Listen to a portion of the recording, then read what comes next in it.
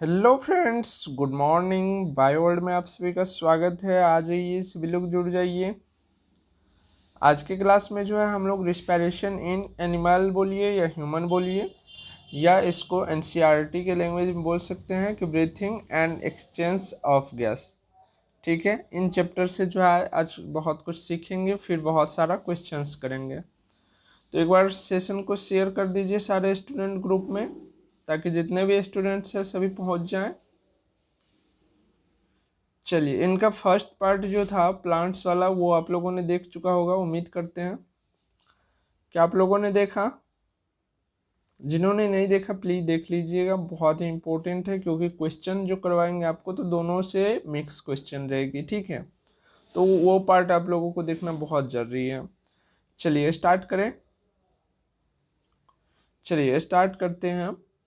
मनुष्य का श्वसन तंत्र, रिस्पिरेटरी सिस्टम ऑफ ह्यूमन, इसमें क्या क्या भाग लेते हैं, या रिस्पिरेटरी सिस्टम जो है कौन कौन से ऐसे ह्यूमन बॉडी के पार्ट है वो मिल करके रिस्पिरेटरी पार्ट या ऑर्गन बनाते हैं। तो सबसे पहले आप लोगों को याद होनी चाहिए नोस्ट्रिल, जिसको हम नसिका रंध्र बोलते हैं, नसिका छिद्र भी बोलते हैं जिसको। ठीक है, वो उसके बाद क्या रहते हैं, नोजल चैम्बर रहते हैं, ग्लोटिस रहते हैं, लैरिंक्स रहते हैं, ट्रैकिया रहते हैं, और फिर जहाँ पर गैसियस एक्सचेंज होता है उसको क्या बोलते हैं हम, लंग्स यानी कि फेफड़ा बोलते हैं। ठीक है, चलिए पहले हम डायग्राम से आप लोगों को दिखा देते हैं ताकि समझने में आसानी हो। ठीक है, फिर हर एक पार्ट को जो है हम बहुत ही अच्छा से क्लियर करेंगे या चर्चा करेंगे। चलिए यहाँ पर आप देख सकते हैं हम। ठीक है, ये क्या है, नोस्ट्रल कैविटी है, नाक का जो छिद्र होता है। उंगली डाल के मत देखिएगा, ठीक है, सबको पता है कि आपके नाक में 2 छिद्र हैं। ठीक, चलिए उसके बाद यहाँ पर अगर आती है, थोड़ा सा कलर चेंज कर ले रहा हूँ। ठीक है,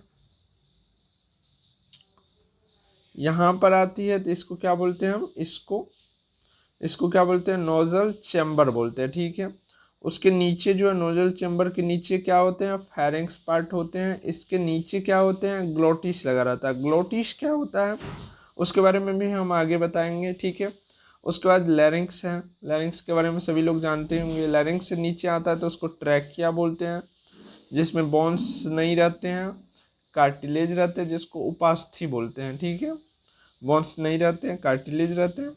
उसके बाद जो है ये पाइप 2 पार्ट में डिवाइड हो जाता है, और एक राइट लंग्स में चला जाते हैं और एक लेफ्ट में चले जाते हैं। ठीक है, समझ ले आप डायग्राम के व्यू से। अब चलिए आपको जो है पढ़ा के समझाते हैं। ठीक है, चलिए इन सबको हटा दें। चलिए फिगर को हम तब तक साइड कर देते हैं। चलिए अब रिस्पिरेशन को जानते हैं। रिस्पिरेशन जो होते हैं, रिस्पिरेशन की डिफिनेशन या रिस्पिरेशन क्या होता है आप लोगों को पता होगा। ठीक है, तो बता सकते हैं कोई? देखिए, रिस्पिरेशन और ब्रीथिंग अलग अलग चीज़ है। ठीक है, श्वसन और श्वासोच्छ्वास जो होते हैं, श्वासोच्छ्वास, उसमें बहुत ज़्यादा अंतर है। ठीक है, दोनों में टर्म का अंतर है, तो इसीलिए दोनों को कभी सेम नहीं समझिएगा। ठीक है, ब्रीथिंग अलग है जिसमें गैसियस एक्सचेंज होता है। रिस्पिरेशन क्या है, रिस्पिरेशन जानते हैं, सेल के अंदर या कोशिका के भीतर जितने भी सूक्ष्मकृत भोज्य पदार्थ होते हैं, जितने भी हम खाते पीते हैं या जो भी भोज्यकृत पदार्थ होते हैं, उनके अणुओं का, उनमें जो मॉलिक्यूल्स रहते हैं या टुकड़ा रहते हैं, अणु रहते हैं, उनका ऑक्सीजन के द्वारा उपचयन, उसी को ऑक्सीडेशन बोलते हैं इंग्लिश में। तो क्या बोलते हैं, डायरेक्ट क्लियर बोल रहा हूँ एक लाइन में, श्वसन में कोशिकाओं के भीतर सूक्ष्मकृत भोज्य पदार्थ के अणुओं का ऑक्सीजन के द्वारा ऑक्सीडेशन होता है एवं कार्बन डाइऑक्साइड का अवशिष्ट पदार्थ के रूप में निर्माण होता है। इसी प्रक्रिया को क्या बोलते हैं हम, रिस्पिरेशन यानी कि श्वसन बोलते हैं। समझे आप लोग? श्वसन किसे बोलेंगे, कोशिकाओं के भीतर सूक्ष्मकृत भोज्य पदार्थ के अणुओं का ऑक्सीजन के द्वारा उपचयन यानी कि ऑक्सीडेशन होता है एवं कार्बन डाइऑक्साइड का अवशिष्ट पदार्थ के रूप में निर्माण होता है। इसी प्रक्रम को क्या बोलते हैं हम, रिस्पिरेशन बोलते हैं। ठीक है, चलिए अब रिस्पिरेशन में जो है कौन कौन से शरीर के हिस्से जो है भाग लेते हैं, इनके बारे में हम जानते हैं। ठीक है, तो सबसे पहले तो स्टार्ट होगी कहाँ से, हमारी नाक से, जिसको नोस्ट्रल बोलते हैं। ठीक है, तो नोस्ट्रल में कितने छिद्र होते हैं? 2 होते हैं। उंगली देख के देखने की कोई ज़रूरत नहीं है, सबको अंदाज है। ठीक है, ठीक। नोस्ट्रल जिसको हम नसिका रंध्र बोलते हैं। नोस्ट्रिल से श्वसन तंत्र का प्रारंभ होता है। ठीक है, उससे हवा नोस्ट्रिल से ही, यानी कि नाक की जहाँ शुरुआत होती है नसिका छिद्र से, वहाँ से हवा प्रवेश होता है। नोस्ट्रिल छिद्र में ही जो है एक संवेदी कोशिका होती है, जिससे हमें ये पता चलता है कि हवा का दुर्गंध कैसा है या सुगंध कैसा है। ठीक है, तो नोस्ट्रिल छिद्र में ही वो जो है संवेदी कोशिका होती है। ठीक, जिसके कारण हमें पता चलता है किसका, सुगंध या दुर्गंध का। दोनों छिद्र जो है, जैसे कि आपको डायग्राम में हम दिखाए थे कि दोनों छिद्र जो है नीचे जाकर के किस में खुलते हैं, नोजल चैम्बर में खुलते हैं। ठीक है, नेसल चैम्बर भी उसको बोला जाता है, जिसको हिंदी में नसिका वेशम बोलते हैं। ठीक है, उसमें जाकर के खुलती है। वहाँ से जो है फेरिंग्स, उसके नीचे जो होल होता है उसको फेरिंग्स बोलते हैं, फेरिंग्स में खुलती है। फेरिंग्स के नीचे जो है ग्लोटिस लगा रहता है। अब ग्लोटिस क्या होता है, ग्लोटिस जो है, ग्लोटिस क्या करता है, देखिए हमारा जो नीचे का जो ट्रैकिया है वो एक ही नली है। ठीक है, उसी के द्वारा श्वसन भी होता है, यानी कि सांस का, हवा का भी एक्सचेंज होता है और भोजन भी उसी के द्वारा जाता है। ठीक है, तो हमारे कंठ के पास जो है ये ग्लोटिस लगा रहता है, जिसके द्वारा क्या होता है, जब हम भोजन कर रहे होते हैं तो जो सांस वाला काम चल रहा होता है वो उस टाइम जो है एक मंसल सी कपाट होती है, समझे, कपाट होती है, और 2 पाइपलाइन है। तो एक का लाइन क्लियर करने के लिए क्या करता है, दूसरे को बंद कर देता है। जब हम भोजन कर रहे होते हैं तो हमारा ये फेरिंग्स जो ऊपर से जो होल आता है या पाइप जैसे आती है संरचना, फेरिंग्स जिसको बोलते हैं, उसको बंद कर देते हैं।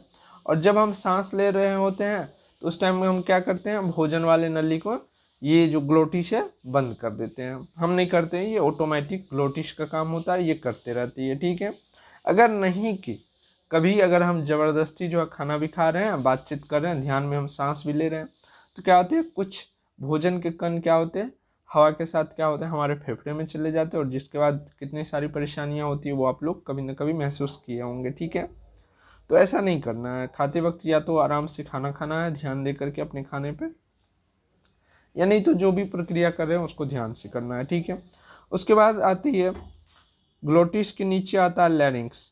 ठीक है, लैरिंग्स आता है।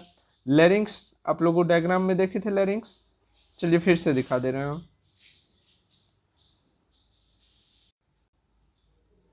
चलिए लैरिंग्स देखिए, ये देखिए, ये है आपका लैरिक्स। ठीक है, लैरिक्स, लैरिक्स को क्या बोलते हैं, स्वर यंत्र भी बोलते हैं। यह जो है उपास्थियों की एक छोटी सी रचना होती है, ज़्यादा बड़ी नहीं होती है, छोटी सी होती है, जिसको आप अनुभव कर सकते हैं। अभी कंठ के पास जो है यहाँ पर छू करके आप देखिए थोड़ा सा उभरा हुआ रहता है। ठीक है, उसे ही बोलते हैं लैरिंक्स, जिसको आप स्वर यंत्र भी बोलते हैं। ठीक है, उसके नीचे जो है, उसके नीचे कौन सा आ जाता है, ट्रेकिया आ जाता है। उसके नीचे क्या आता है, ट्रेकिया आता है। और एक बात, ये लैरिंक्स को ही जो है एडम्स एप्पल के नाम से जाना जाता है, याद रखिएगा, एडम्स एप्पल। ठीक है, ये टर्म पूछा जाता है, इसको नोट कर लीजिएगा, एडम्स एप्पल इसी का नाम होता है, लैरिंक्स का ही। ठीक है, इसके नीचे जैसे आइएगा तो ट्रेकिया, जिसको श्वास नली बोल सकते हैं आप। इसकी लंबाई कितनी होती है ट्रेकिया की, 12 cm से होती है लंबाई, और इसकी मोटाई जो होती है, व्यास बोलिए जिसको, 2.5 mm होती है। ठीक है, मोटाई कितनी होती है, 2.5 mm।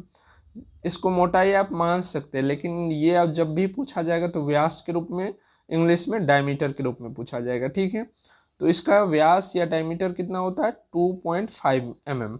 ठीक है, चलिए अब हम इसको हटा दें, डायग्राम को हटा दें। चलिए डायग्राम को हम तब तक साइड रख लेते हैं।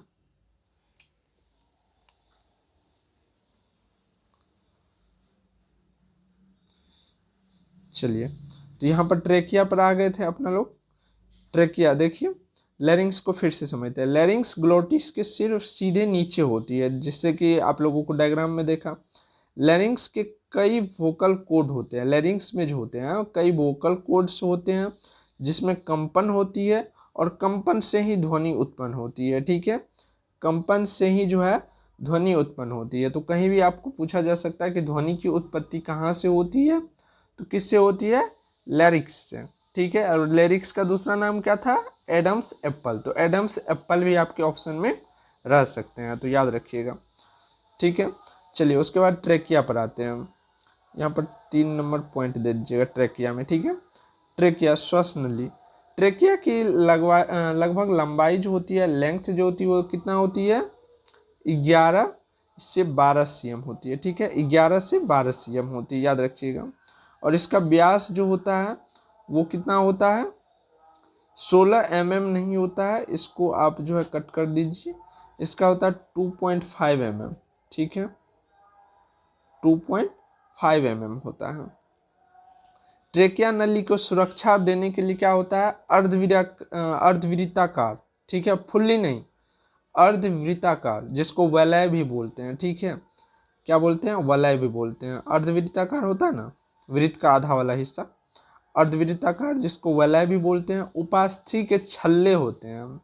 ठीक है, जैसे आप पाइप देखे होंगे, मोटर वाला, घर में जो मोटर यूज किया जाता है, पाइप जो रहते हैं, तो उसमें कुछ हार्ड लेयर के पाइप भी देखे होंगे। उसमें ऐसे ऐसे रिंग टाइप से देखे होंगे कि कुछ हार्ड लेयर टाइप का रिंग रिंग रहता है, जो पाइप को क्या करता है, चिपटने नहीं देता है, ताकि आपस में चिपट ना जाए। ठीक है, तो वही काम करता है यहाँ पर लेरिंग्स ट्रेकिया में जो होते हैं, वो अर्धवृत्ताकार उपास्थि के जो छल्ले होते हैं, वो ट्रेकिया को क्या करते हैं, सिकुड़ने नहीं देते हैं और चिपटने नहीं देते। ठीक है, ट्रेकिया आगे बढ़ करके कहाँ पहुँच जाता है, चेस्ट यानी कि छाती में पहुँचता है। तो ये 2 भागों में बट जाता है, जैसे कि आप लोगों ने डायग्राम में देखे होंगे। चलिए फिर से डायग्राम को लाते हैं। ठीक है, देखिए, ये देखिए, जैसे ही आगे बढ़ा तो ये 2 पार्ट में आ गया है। इधर देखिए, इधर और एक इधर आ गया है, 2 पार्ट में आ गया है। चलिए इसको फिर हम वहीं लगा देते हैं। ठीक ना, इसको थोड़ा सा वहीं पर हम रख देते हैं, ताकि आपको जो नीचे लिखा हुआ है वो क्लियर नज़र आए। सबको खूब मज़ा आने वाला है, बाद में हम क्वेश्चन करवाएंगे इसी का, तो सभी लोग बने रहेंगे, अच्छे से ध्यान से इधर देखेंगे। ठीक है, चलिए उसके बाद आगे जो है 2 भागों में बट जाता है। तो इसे क्या बोलते हैं हम, ब्रोंकाई बोलते हैं। क्या बोलते हैं, ब्रोंकाई बोलते हैं। ठीक है, जब 2 पार्ट में बटता है, जब 2 पार्ट में बटता है, दोनों फेफड़ा की ओर जब ये मूव करता है, तो इसको क्या बोलते हैं, ब्रोंकाई बोलते हैं। ठीक है, ब्रोंचाई नहीं बोलेंगे, ब्रोंकाई बोलेंगे। दोनों ब्रोंकाई जो है 2 फेफड़ा में प्रवेश करती है, जो आपको दिखा है। फेफड़ा को इंग्लिश में क्या बोलते हैं, लंग्स बोलते हैं। ठीक है, तो दोनों ब्रोंकाई क्या करते हैं, दोनों लंग्स में प्रवेश करते हैं। अब लंग्स का कार्य शुरू होता है। ठीक है, ब्रोंकाई जब आगे जाती है तो उसको क्या बोला जाता है, ब्रोंकाई भी डिवाइड करती है किस में, ब्रोक्यूल्स में। ठीक है, ब्रोंकाई डिवाइड करती है किस में, ब्रोक्यूल्स में। और ब्रोक्यूल्स किस में डिवाइड करती है, बहुत सारे एल्वोलाई डक्ट में। ठीक है, एल्वोलर डक्ट में, जिसको हिंदी में क्या बोलते हैं, वायु कोष्ठिका वाहिनी। क्या बोलते हैं, वायु कोष्ठिका वाहिनी। कि कौन से डिवाइड करते हैं, सबसे पहले क्या होते हैं, ब्रोंकाई। ब्रोंकाई से बहुत सारा क्या निकलते हैं, ब्रोक्यूल्स निकलते हैं। फिर ब्रोक्यूल्स से बहुत सारा, ब्रोक्यूल्स से जो है बहुत सारे एल्वुलर डक्ट निकलते हैं, जिसको हिंदी में बोलते हैं वायु कोष्ठिका वाहिनियाँ। ठीक है, वायु कोष्ठिका वाहिनियाँ। और अगर इसकी संख्या बोला जाए वायु कोष्ठिका वाहिनियाँ की, तो इनमें भी छोटे छोटे जो है वायु कोष होते हैं। वायु कोष्ठिका वाहिनियाँ में भी छोटे छोटे वायु कोष होते हैं, जिसको एयर सैक या एल्वुलाई बोलते हैं। उसको क्या बोल रहे थे, वायु कोष्ठिका को एल्वुलर डक्ट बोल रहे थे। ठीक है, लेकिन वायु कोष जिसको एयर सैक या एल्वुलाई बोलते हैं, उनकी अगर संख्या पूछा जाए तो दोनों फेफड़े में हो जाएगा 3 × 10⁸। कितने हो जाएंगे, 3 × 10⁸ वायु कोष, यानी कि एयर सैक। ठीक है, संख्या याद रखिएगा, एयर सैक की संख्या कितनी होती है, लिख लीजिए। एयर सैक यानी कि वायु कोष की संख्या कितनी होती है, 3 × 10⁸। ठीक है, चलिए अब लंग्स में प्रवेश करते हैं, लंग्स के बारे में जानते हैं। मनुष्य के फेफड़ों की संख्या 2 होती है। फेफड़ा की संख्या 2 होती है, एक राइट और एक लेफ्ट की तरफ, जो छाती में बाएं और दाएं की तरफ स्थित रहती है। फेफड़ा स्पंजी गुलाबी तथा थैली के समान रचना है। याद रखिएगा, कलर अगर पूछा जाए तो कौन सा कलर हो जाएगा, गुलाबी, ठीक है। और उसका अगर स्ट्रक्चर पूछा जाएगा किस टाइप का होता है तो स्पंजी अगर ऑप्शन में रहे तो स्पंजी भी मारना है, ठीक है। तो ये सब टर्म जितना भी यहाँ पर दिख रहा है आपको सबको नोट कर लेना है। जितने भी अदर स्टूडेंट हैं, पेड क्लास में जो स्टूडेंट हैं उनको नोट्स मिल जाएंगी। जितने भी नए स्टूडेंट इधर ऐड हुए हैं तो वो लोग बोल करके कि सर मुझे नोट्स नहीं मिली है, आप लोग ले लीजिएगा, ठीक है।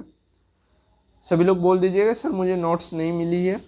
तो इन सभी चैप्टर का नोट्स जो है हम पहले ही प्रोवाइड करवा चुके हैं ताकि वो लोग पढ़ के पहले से तैयार रहें, ठीक है। पेड क्लास में ये फ़ायदा होती है कि पहले जो क्लास होनी होती है कल, वो आप लोगों को 2 दिन पहले मिल जाती है ताकि आप उनको पढ़ के अच्छे से समझ सके और जिस पॉइंट पर आपको कमी रह गई होगी तो क्लास में वहाँ पर क्लियर हो जाएगी, है ना। तो चलिए, तो यहाँ पर थैली से समान रचना होती है किसकी, फेफड़ा की, ठीक है। जो फेफड़ा को सुरक्षा देने का जो काम करता है, अब फेफड़ा इतना महत्वपूर्ण चीज़ है तो उनको सुरक्षा के लिए तो एक घेरा भी होना चाहिए, जैसे जेड सिक्योरिटी होते हैं बहुत ही महत्वपूर्ण व्यक्ति के लिए, ठीक है। वैसे तो भारत में जो है गिद्ध भी आदमी को भी जो नेता के संपर्क में उनको मिल जाता है, ठीक है। चलिए, तो फेफड़ा को सुरक्षा देने के लिए जो है इस पर एक मेम्ब्रेन का जो है लेयर होता है, ठीक है। एक लेयर होता है जिसे क्या बोलते हैं, पेलुरल मेम्ब्रेन बोलते हैं। क्या बोलते हैं, पेलुरल मेम्ब्रेन बोलते हैं। पेलुरल मेम्ब्रेन तथा फेफड़ा के बीच एक लिक्विड भरा रहता है, ठीक है। मान के चलिए ये लेयर हो गया और इसके अंदर जो है यहाँ पर फेफड़ा हो गया, ठीक है। फेफड़ा हो गया, इसके अंदर लिक्विड इसलिए भरा जाता है। फेफड़ा का काम क्या होगा, जब हम सांस लेते हैं तो फेफड़ा फूलते हैं, फिर सांस छोड़ते हैं तो फेफड़ा सिकुड़ते हैं, ठीक है। तो ये जो बाहर वाला लेयर रहेगा उस पर बार बार जाके सटेगा हटेगा, मतलब घर्षण पैदा होगा, या तो फेफड़ा में जो है किसी प्रकार के इंजर्ड हो जाएगा या उस लेयर में इंजर्ड हो जाएगा। तो इसीलिए बीच में क्या किया जाता है, लिक्विड डाल दिया जाता है। लिक्विड टाइप का नेचर ने ऐसा बहुत कुछ करके रखा है जो हम लोग अभी सोच भी नहीं सकते, उससे ज़्यादा जो है प्रकृति ने हमारे लिए करके रखा है। इसमें एक लिक्विड भर दिया है कि लिक्विड में घर्षण कभी उत्पन्न नहीं हो सकता है, ठीक है। देखिए, गाड़ी में जो मोबिल पड़ता है क्यों पड़ता है, उन सभी पार्ट के बीच में वो मोबिल रहे जो रिंग का काम करता है, जहाँ पर जो है बहुत ज़्यादा तेज़ी से जो है रिंग एक दूसरे को मूव करवाते हैं। तो वो मोबिल वहाँ पर रहते हैं ताकि जो है उनके बीच में घर्षण पैदा ना होने दे, ठीक है। आप लोगों को पता है कि इलेक्ट्रॉन की उत्पत्ति घर्षण होने से भी होती है। अगर इलेक्ट्रॉन की उत्पत्ति हो गई तो फिर सर्किट बनने लगेगा, तो फिर बहुत कुछ हो सकता है, ठीक है। तो इसीलिए घर्षण उत्पन्न नहीं होने देता है। इलेक्ट्रॉन की उत्पत्ति उसी में होगा जहाँ पर जो है धातु होंगे, यहाँ पर बॉडी में नहीं हो सकती है, ठीक है। बॉडी में अगर घर्षण हुआ तो किसी न किसी प्रकार का फ्रैक्चर होगा, ठीक है। इसीलिए यहाँ पर लिक्विड भरा जाता है। लिक्विड का जो है क्या काम होता है वो आप लोगों ने जाना। इसको जो फेफड़ा को जो लेयर प्रोटेक्ट करते हैं या प्रोवाइड करते हैं प्रोटेक्शन या सुरक्षा देते हैं, उनका क्या नाम है वो भी आपने जाना, ठीक है। अब चलते हैं आगे कि आगे आगे क्या काम होता है, ब्रोंकाई का क्या काम होता है। उसके बाद जो है बहुत सारे जो आप लोगों को बताए थे कि ब्रोंकाई जो है आगे चल करके किस में डिवाइड करते हैं, ब्रोक्यूल्स में डिवाइड करते हैं। फिर जो है आगे चल करके वायुकोष्ठिका जिसको एल्वुलर बोलते हैं, फिर वो जा करके वायुकोश एयर सैक में डिवाइड करते हैं। तो इन सभी के बारे में अब अच्छे से जानते हैं, ठीक है। वो तो हम आपको आगे स्टोरी बताते गए थे ताकि आप बोर ना हो। बोर नहीं हो रहे क्लास से। आज देखिए जीके का होना था, लेकिन जीके का बहुत सारा क्लास ले चुके हैं, तो 1-2 क्लास नहीं भी होगी तो कोई फ़र्क पड़ने वाली नहीं है। लेकिन अब ज़्यादा से ज़्यादा समय दे करके जो है बायोलॉजी, फिजिक्स, केमिस्ट्री को खींचना है आगे। लेकिन अभी जो है बायोलॉजी को पहले ख़त्म करेंगे, उसके बाद जो है फिजिक्स केमिस्ट्री को हाथ लगाएंगे और सबको क्लीन करते हुए जाएंगे। टेंशन नहीं लेना है, ठीक है। टेंशन नहीं लेना है, सब कुछ होगा, टाइम से होगा। बस आप लोग मेहनत करते रहिए, मेरे साथ आप लोग मेहनत करिए, सब कुछ होगी। बाहरी दुनिया से छोड़ दीजिए नाता अभी, ठीक है।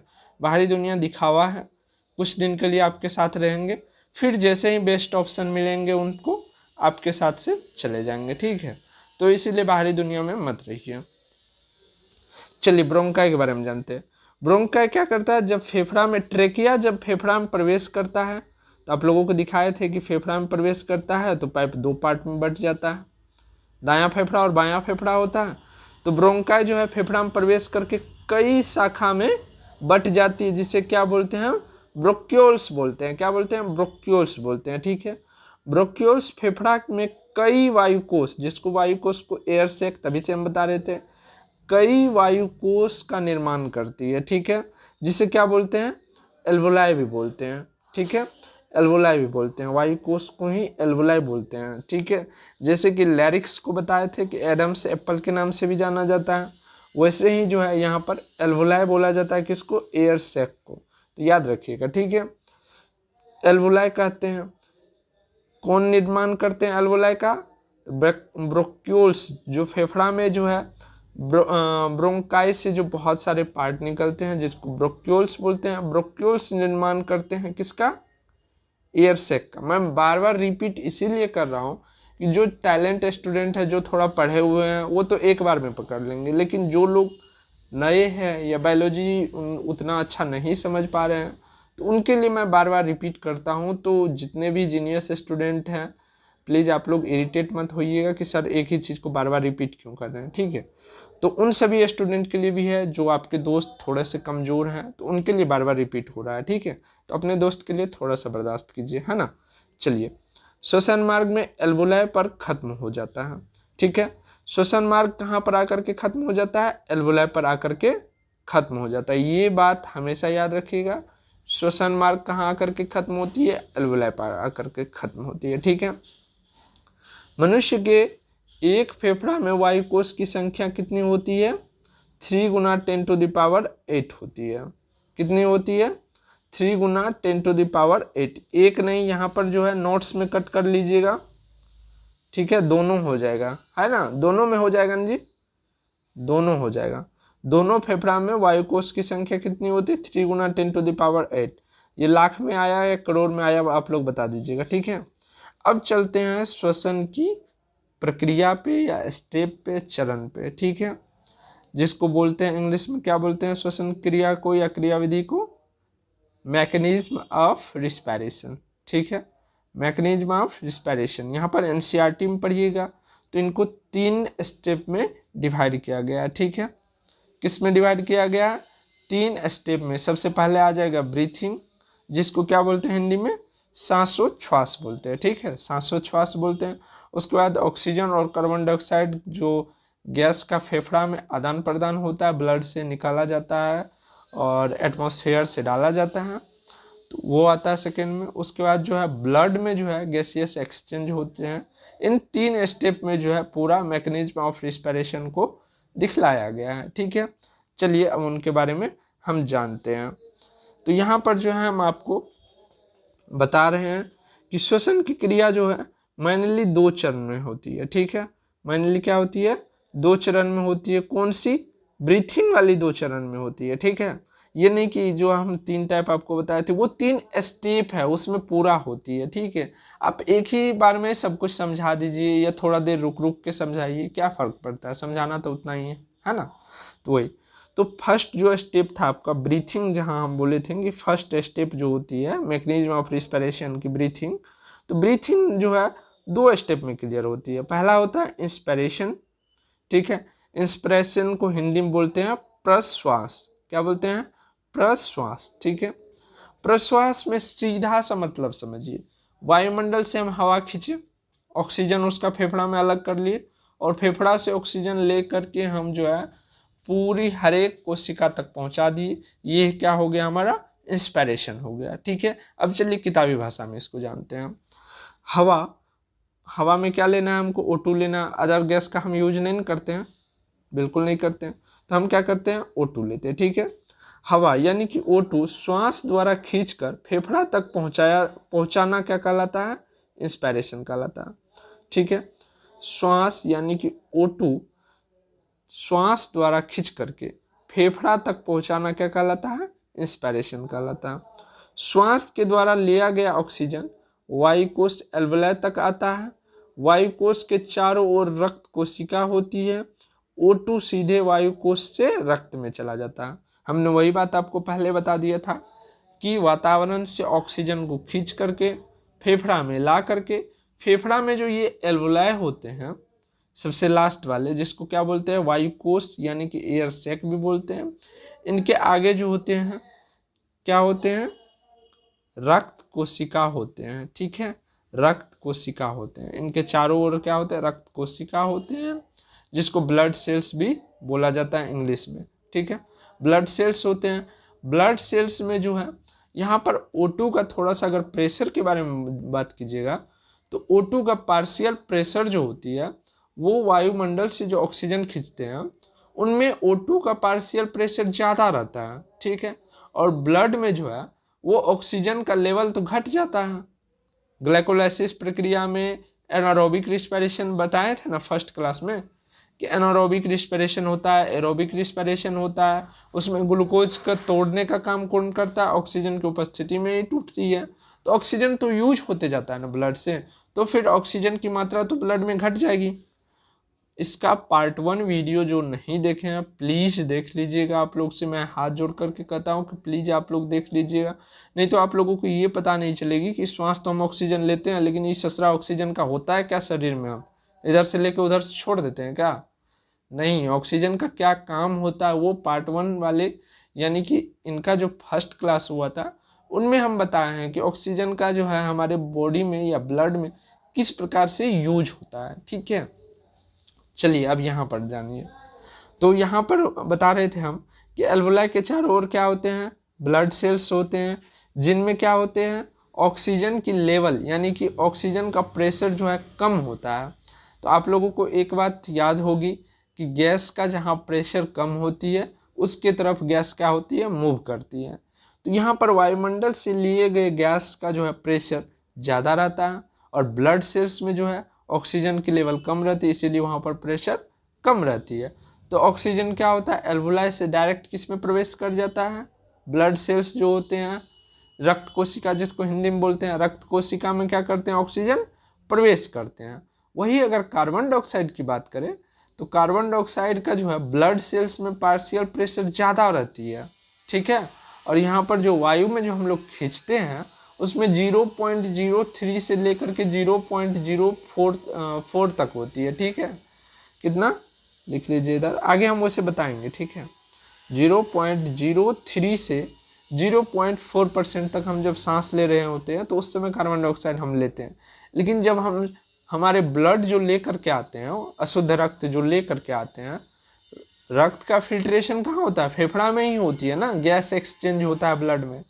तो यहीं पर अभी बता रहे हैं कि एल्वोलाई से ऑक्सीजन तो चला गया ब्लड में, देख लिए आप लोग कि ऑक्सीजन का जो है लेवल जो होती है ब्लड सेल में कम होती है, जिसके कारण एल्वोलाई में ऑक्सीजन का लेवल ज़्यादा रहता है, स्टोरेज रहता है।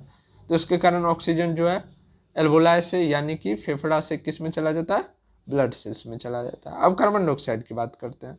कार्बन डाइऑक्साइड जो वातावरण से हम बहुत कम की मात्रा में लेते हैं, 0.03 से 0.04% के रूप में लेते हैं।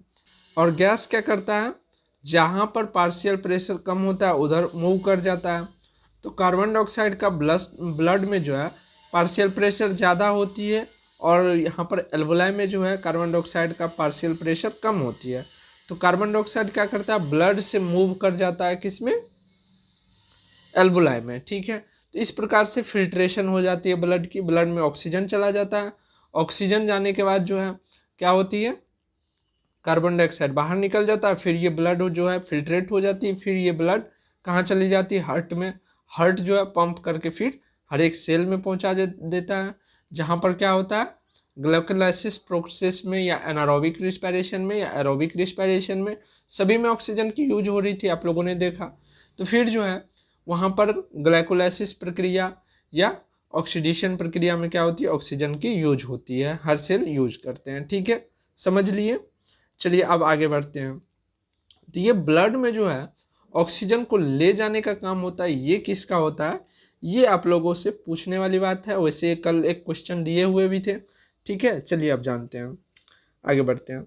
ऑक्सीजन रक्त के हीमोग्लोबिन से जुड़ करके ऑक्सी हीमोग्लोबिन बनाता है। ठीक है, ऑक्सीजन जो होते हैं रक्त में उससे हीमोग्लोबिन जुड़ करके क्या करते हैं, ऑक्सी हीमोग्लोबिन बनाते हैं। ठीक है, और इसी रूप में शरीर के कोशिका या उत्तक तक जाती है। ऑक्सी हीमोग्लोबिन के रूप में ही जो है शरीर के हर एक सेल या टिश्यू तक जाती है।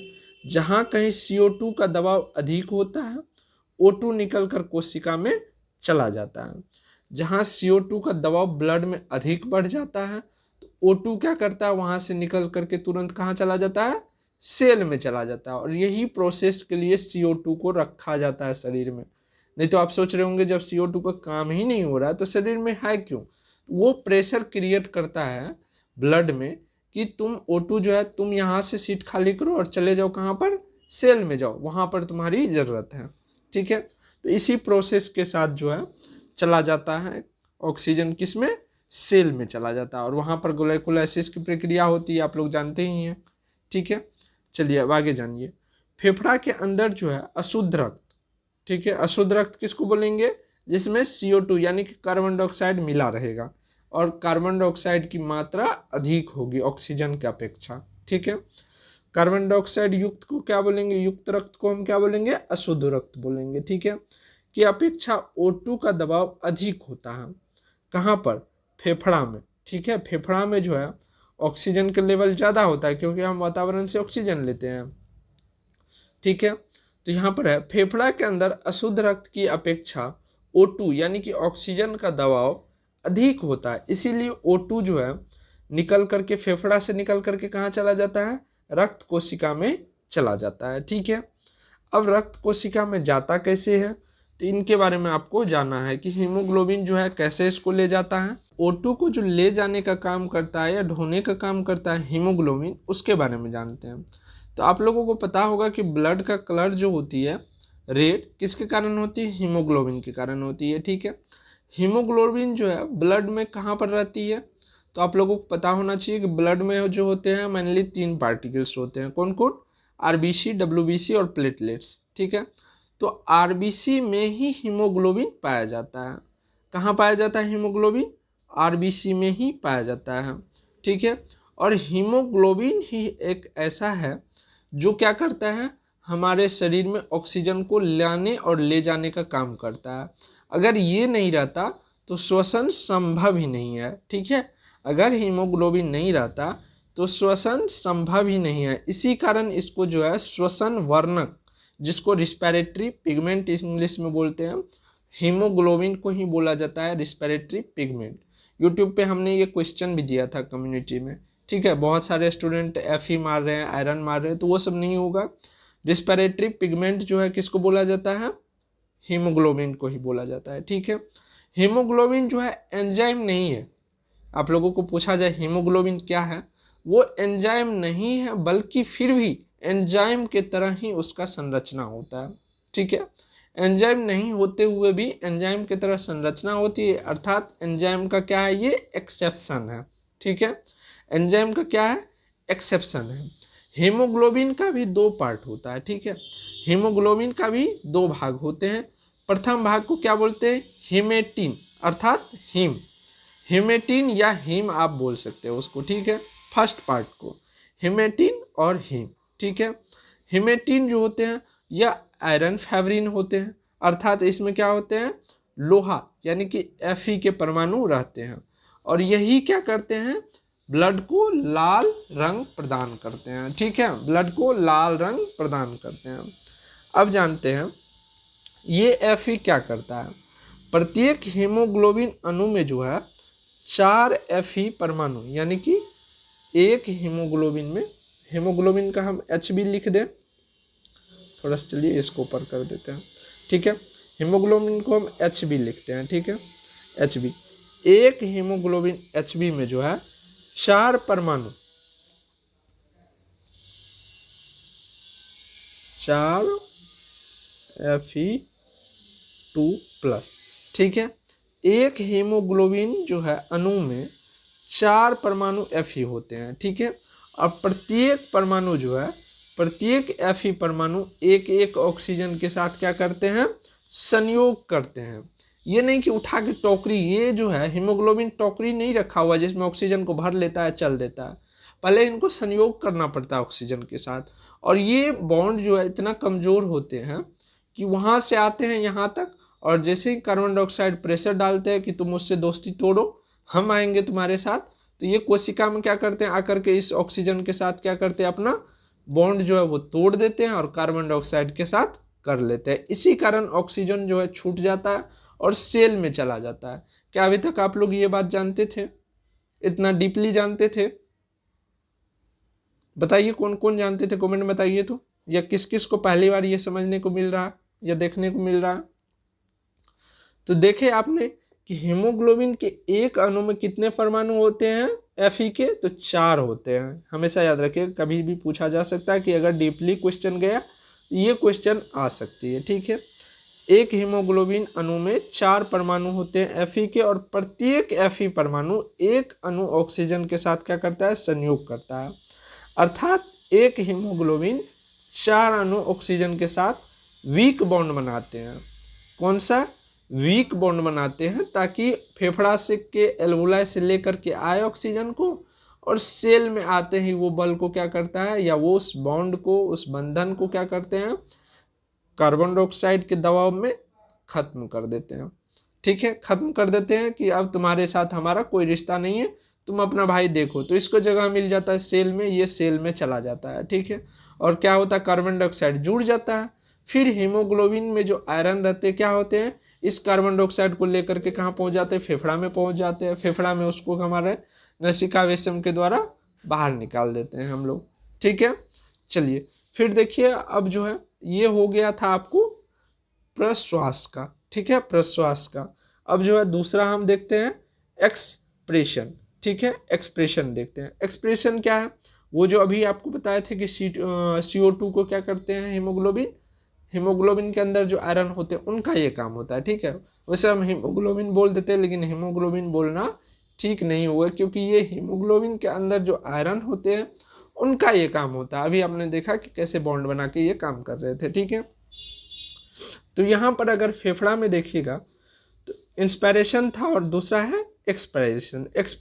इंस्पायरेशन में जब हम वायुमंडल से श्वास ले रहे थे, ऑक्सीजन को सेल तक पहुँचा रहे थे, तो यहाँ पर एक्सप्रेशन में क्या होगा, सेल से कार्बन डाइऑक्साइड को लेकर के हम क्या करेंगे, वायुमंडल में फेंक देंगे। ठीक ना, तो यहाँ पर देखिए, रक्त के साथ फेफड़ा में आए CO2 को हवा के साथ बाहर निकालने की प्रक्रिया क्या कहलाती है, एक्सप्रेशन कहलाती है। ठीक है, वही बात जो हमने आपको बताया।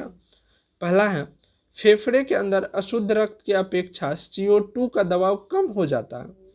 फेफड़ा में जो है अशुद्ध रक्त की अपेक्षा CO2 का दबाव कम होता है, क्योंकि फेफड़ा में जो है हम वातावरण से जो CO2 लेते हैं बहुत ही कम मामला में लेते हैं, या बहुत ही कम मतलब मात्रा में लेते हैं। इसी कारण से यहाँ पर पार्शियल प्रेशर कम होती है, और जो हमारे ब्लड से जो CO2 आते हैं उनका पार्शियल प्रेशर अधिक होता है। ठीक है, इसी कारण से जो है ये ब्लड सेल से निकल करके भागना चाहते हैं, तो इसी प्रक्रम में जो है ये वायुमंडल में आ जाते हैं। ठीक है, तो यहाँ पर और भी कुछ डाटे दिए हुए हैं, उनको याद रखिएगा।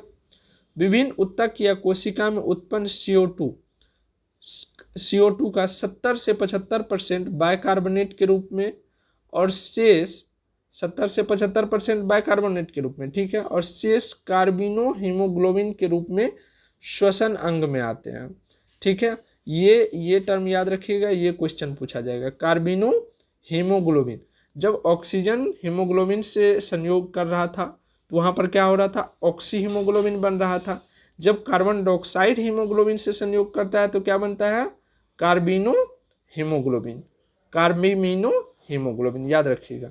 ऑक्सीजन संयोग कर रहा था तो क्या बोल रहा था, ऑक्सी हीमोग्लोबिन, और जब कार्बन डाइऑक्साइड संयोग कर रहा है तो क्या बोला जा रहा है, कार्बोमिनो हीमोग्लोबिन। ठीक है, श्वसन के रूप में आते हैं और CO2 के द्वारा जो है नाक के द्वारा मुक्त हो जाते हैं। ठीक है, अब चलिए कुछ डाटा हम बताते हैं आप लोगों को कि सांस लेने में हम कितना ऑक्सीजन लेते हैं, कितना छोड़ते हैं, कार्बन डाइऑक्साइड कितना लेते हैं, कितना छोड़ते हैं, कितना जरूरी है, कितना हमारे फेफड़े में होते हैं।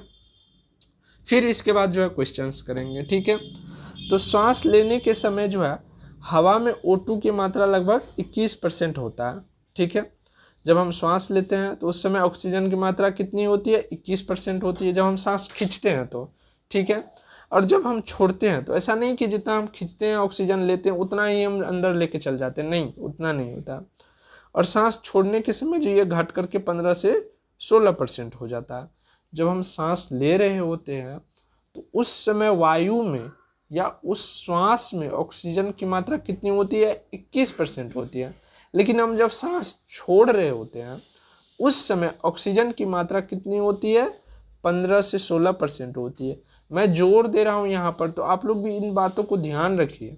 हिंदी के जो टेस्ट हुए उनमें रिजल्ट कुछ का बहुत अच्छा आया, कुछ का बहुत ही ख़राब आया। एक का 5 क्वेश्चन ही राइट था। पता नहीं वो नया स्टूडेंट है या पुराने, वो तो मैंने ध्यान से नहीं देखा। नए होंगे तो कोई बात नहीं। इसीलिए हम बार बार बोलते हैं कि लेक्चर्स जितने भी उनमें देखिए, लेक्चर्स में सिर्फ क्वेश्चन डिस्कस नहीं होती। यहाँ पर जितना आप लोगों को नोट्स दिए हैं या जितना आपके सामने यहाँ पर स्क्रीन पे दिख रहा है, क्या इतना ही मैं बोल रहा हूँ या इतना से ही मैं बता रहा हूँ? बताइए, इससे कितना आगे बात हो गई है।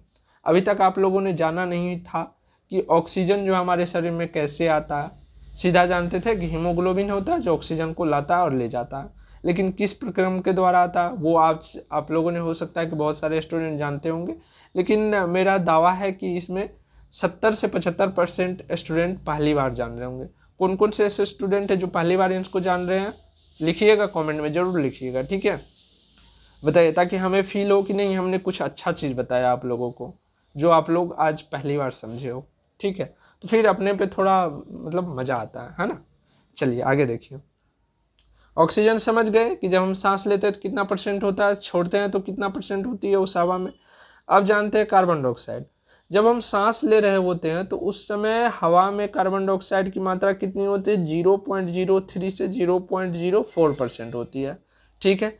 लेकिन जब हम सांस छोड़ रहे होते हैं तो उस समय जो है कार्बन डाइऑक्साइड की मात्रा जो है 0.03 से बढ़कर के कितना हो जाता है? 4 से 5% हो जाता है। कितना हो जाता है? 4 से 5% हो जाता है, ठीक है? चलिए अब जानते हैं कि हमारे फेफड़े में जो है कितने हवा रहते हैं। हम जब सांस लेते हैं तो कितने लेते हैं? देखिए, मनुष्य के फेफड़ा में अधिकतम जो है 4.5 से 6 लीटर हवा भरा जा सकता है, ठीक है? और ये जो आंकड़ा है ये कई सारे बुक को मिला करके है। आप NCERT के आंकड़ा को ही रखिएगा, ठीक है? अगर ये आंकड़ा आपको दिया रहे तो आप जरूर टिक मार दीजिएगा क्वेश्चन में, कोई दिक्कत, नो डाउट, ठीक है? अगर ये पैरामेडिकल में मारिएगा तो ये डाटा आपको सही रहेगी। वहीं अगर आप एम्स पैरामेडिकल में मारिएगा तो नीट वाला जो NCERT वाला जो डाटा है वही मारिएगा, ठीक है? NCERT वाला डाटा जो है एक्चुअल होता है, क्योंकि एम्स पैरामेडिकल हो गया, नीट हो गया, वो NCERT का लाइन में अगर गलत लिखा हुआ है तो वो गलत क्वेश्चन ही पूछेगा और उसका गलत ही आंसर राइट होगा, ठीक है? तो वो केवल NCERT के लाइन को फॉलो करता है। तो पैरामेडिकल में आपको ये डाटा दिखे, ठीक है? नीट में आपको दिखे या किसी भी अदर कंपटीशन एग्जाम में, ठीक है, जैसे बिहार पुलिस वगैरह किसी भी अदर एग्जाम की आप तैयारी कर रहे हैं तो आप इस डाटा को बिल्कुल मार सकते हैं, सिलेक्ट कर सकते हैं। लेकिन एम्स पैरामेडिकल और नीट में, ठीक है, और BCEC जो आती है उसमें केवल और केवल NCERT डाटा को आप फॉलो कीजिएगा, ठीक है? डाटा ये गलत नहीं है, बस पॉइंट से इधर उधर रहता है, ठीक है? पॉइंट से इधर उधर। यहाँ पर हम एवरेज लेकर के चल रहे हैं जो कि एक्चुअल में राइट होनी चाहिए और होती भी है, ठीक है? लेकिन एम्स पैरामेडिकल और नीट में, इन दोनों में इस डाटा को हो सकता है NCERT के थ्रू चेंज भी कर दे, ठीक ना? तो ये याद रखिएगा। सामान्य श्वसन के दौरान जो है सिर्फ 500 ml हवा का आदान प्रदान होता है, ठीक है? जैसे हम सांस लेते हैं और छोड़ते हैं तो केवल 500 ml, ये फिक्स डाटा है, NCERT कहीं भी पढ़िए, ये फिक्स डाटा है, ठीक है? 500 ml हवा को ही जो है हम खींच सकते हैं या छोड़ सकते हैं। और इस वॉल्यूम को क्या बोलते हैं हम?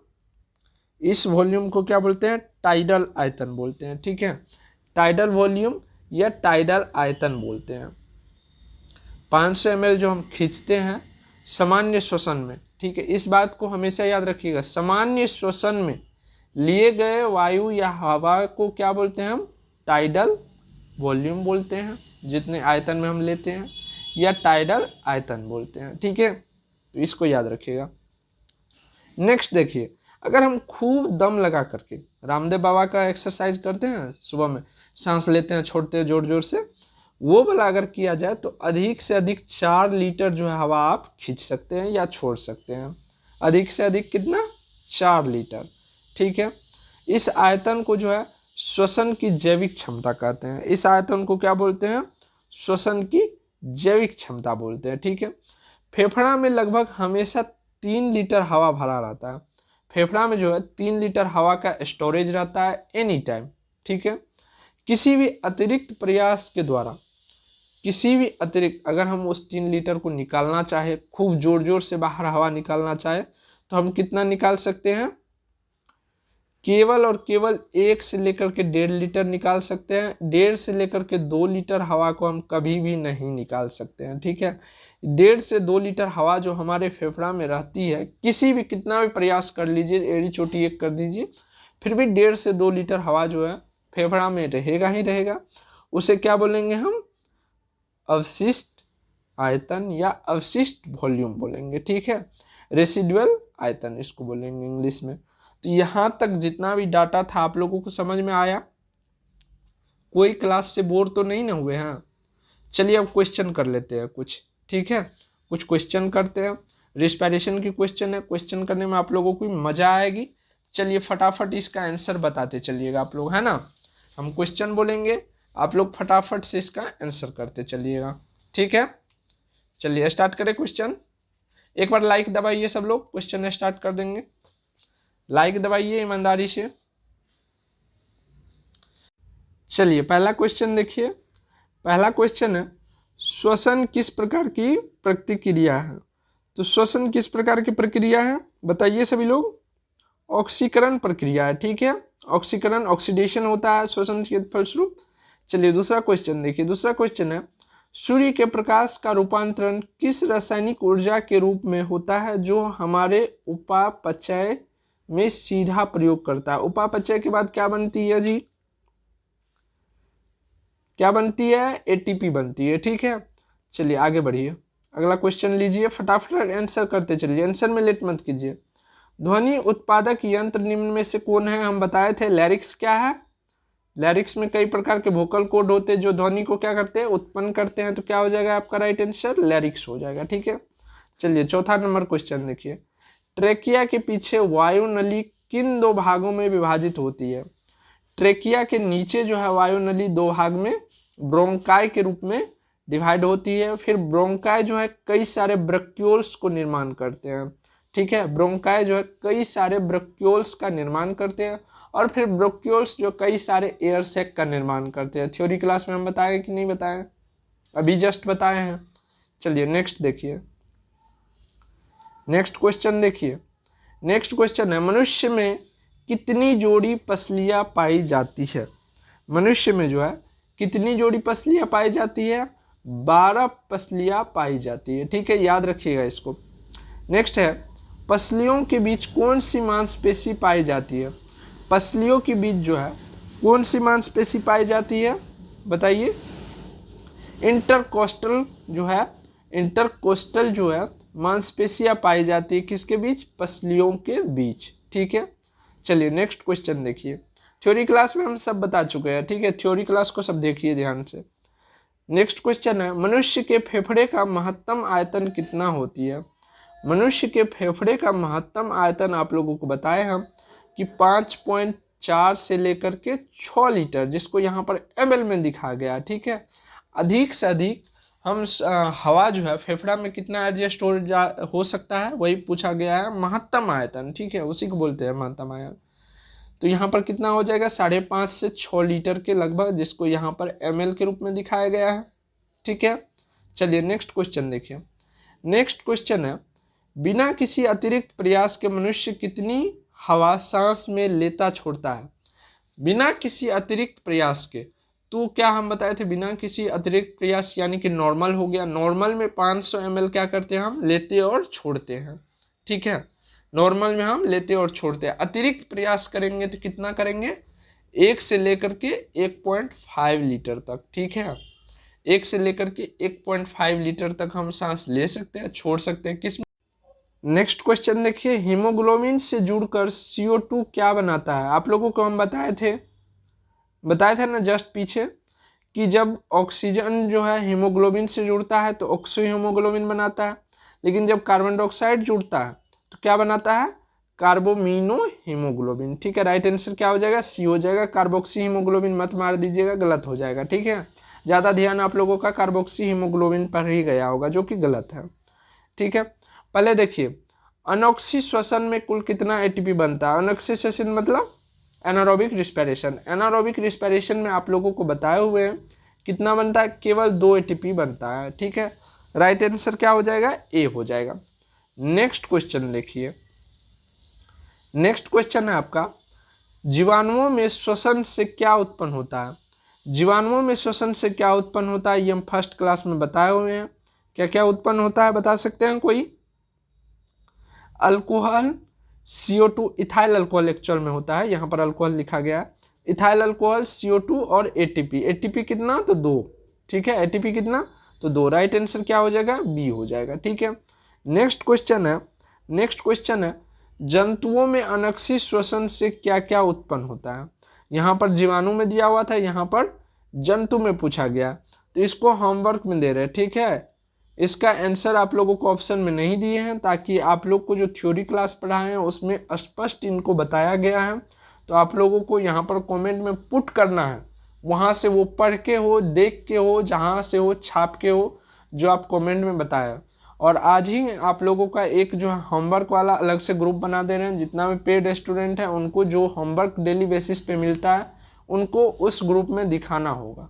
ठीक है, 3 होमवर्क नहीं पूरा करने पर आपको ग्रुप से रिमूव कर दिए जाएंगे, पेड ग्रुप से ही। फिर आपको पूरा फी पे करना होगा, उसके बाद ही आप ग्रुप में ऐड कर पाएंगे। ठीक है, तो क्लास में थोड़ी सी लेट हुई, बट अब से नहीं होगी। तो चलिए नेक्स्ट क्लास में मिलते हैं आप लोगों से।